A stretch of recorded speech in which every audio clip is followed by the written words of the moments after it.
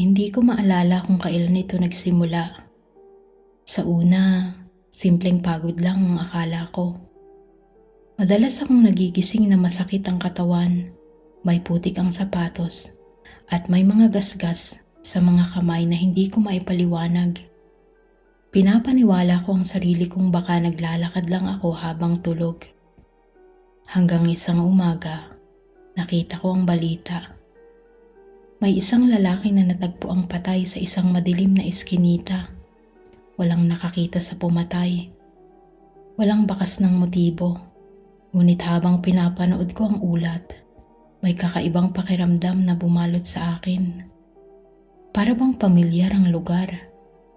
Kinabukasan, may isa na namang biktima. At muli, pamilyar na naman ang lokasyon. Sinubukan kong wag isipin yon, pero gabi-gabi, nagkakaroon ako ng kakaibang panaginip. Nakikita ko ang sarili kong naglalakad sa dilim.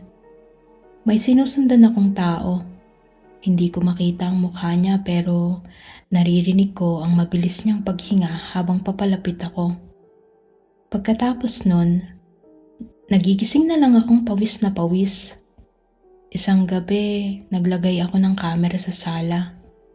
Gusto kong malaman kung anong ginagawa ko habang natutulog.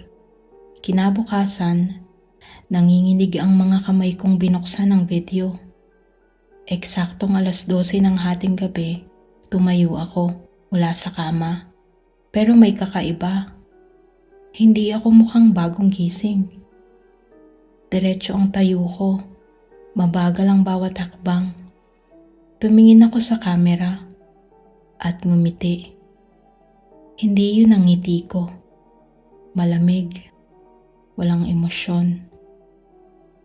Pagkatapos, lumabas ako ng bahay. 3 oras ang lumipas bago ako bumalik. May tila maitim naman siya sa manggas ng suot kong jacket. Mula noon, natakot na akong matulog.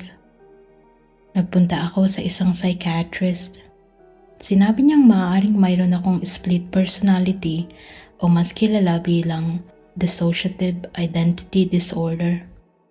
Posibleng may isa pang personalidad na lumalabas kapag nawawala ang aking kamalayan. Hindi ako naniniwala. Hanggang sa makarating ang pulis sa bahay ko. May nakita raw silang CCTV sa pinakahuling krimen. Hindi malinaw ang mukha ng suspect pero kaparehong kapareho ng suot kong jacket. Hindi nila ako inaresto dahil kulang ang ebidensya. Ngunit alam kong malapit na nila akong mahuli. Nagpasya kong itali ang sarili ko tuwing gabi. Mahigpit. Walang paraan para makaalis. Nang sumunod na umaga, nasa kama pa rin ako. Ngunit putol ang mga tali. May putik ang sahig at may bagong balita. Isa na namang bangkay ang natagpuan. Habang nakatitig ako sa salamin ng banyo, napansin kong may nakasulat sa salamin gamit ang pulang likido. Hindi ikaw ang pumapatay. Napalunok ako. Dahan-dahan kong hinawakan ang salamin. Biglang gumalaw ang refleksyon ko. Hindi ako gumagalaw. Umiti ito at mahina itong nagsalita. Kapag natutulog ka, ako ang nagigising. Napaatras ako sa takot. Ngunit nang kumurap ako, normal na ulit ang salamin. Lumipas ang mga linggo. Lalong dumami ang mga bangkay. Lalong lumalala ang pagkawala ko ng alaala. Isang gabi, hindi na ako nakatulog. Nagpanggap akong natutulog habang nakapikit. Makalipas ang ilang minuto, narinig ko ang sarili kong bumulong. Hindi ko ibinuka ang bibig ko pero may nagsasalita. Matulog ka na. Ako na ang bahala. Pinilit kong dumilat. Unti-unting gumalaw ang katawan ko pero hindi ko ito kontrolado. Parang may ibang humahawak sa bawat galaw. Tumayo ako. Kinuha ang susi. Binuksan ang pinto. At habang naglalakad ako palabas, Nanatili akong gising. Nakikita ko ang lahat. Nararamdaman ko ang bawat hakbang, pero wala akong magawa. Parang bilanggo ako ng sarili kong katawan.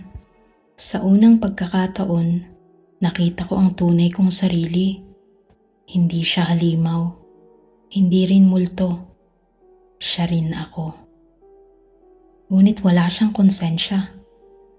Habang papalapit kami sa susunod na biktima, naramdaman kong umiyak ako. Hindi dahil sa takot, kundi dahil alam kong kahit anong gawin ko, hindi ako ang may kontrol. At nang sumunod na umaga, isa na namang balita ang umalingaw-ngaw sa telebisyon. May isa na namang bangkay. At habang pinagmamasdan ko ang aking refleksyon sa itim na screen ng TV, umiti ito. Hindi ako.